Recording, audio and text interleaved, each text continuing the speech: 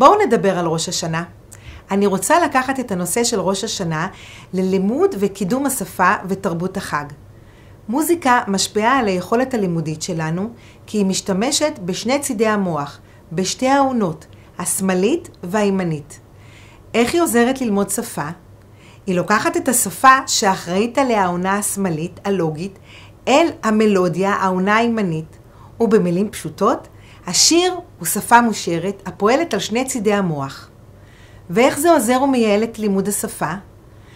כמו ששירה עוזרת לפתח את חוש הקצב, כך היא עוזרת לבטא וללמוד מילים חדשות בדרך יעילה וקלה יותר. לדוגמה, בשיר יש את תבנית המקצב החוזרת על עצמה. היא עוזרת לשנן את המילים החוזרות על עצמן. האם שמעתם ילדים קטנים שרים שירים מהרדיו כשהם מבטאים את כל המילים אף לפני שהם מבינים את משמעות שלהם? השירה עוזרת להם לבטא, לשמור וללמוד ביטויים חדשים בשפה.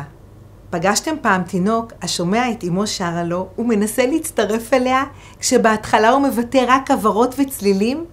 אחר כך הוא מצליח לבטא את המילים והמשפטים דרך השיר עוד לפני שהוא מסוגל להתבטא בשיחה ובדיבור.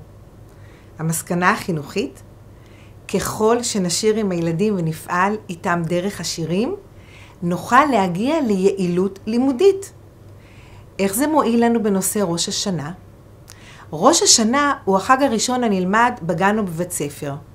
הוא מורכב מהרבה משמעויות וטקסים. כל מחנך והורה מחליט מה להדגיש בהתאם לגיל וליכולת הילד. שירים המתארים את טקסי החג יכולים להעביר את המשמעות בדרך חווייתית המביאה ללימוד משמעותי.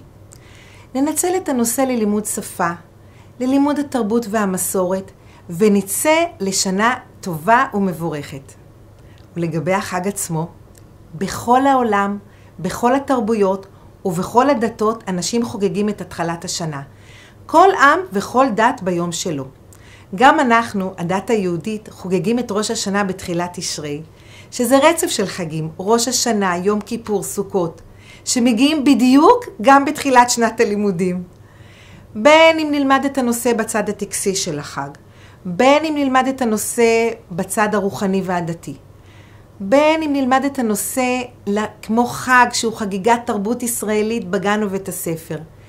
בכל מצב, חגים אלה מלאים בציפייה לחדש, בשמחת ההתחדשות, ככה גם השירים והפעילויות שלנו. שנה טובה!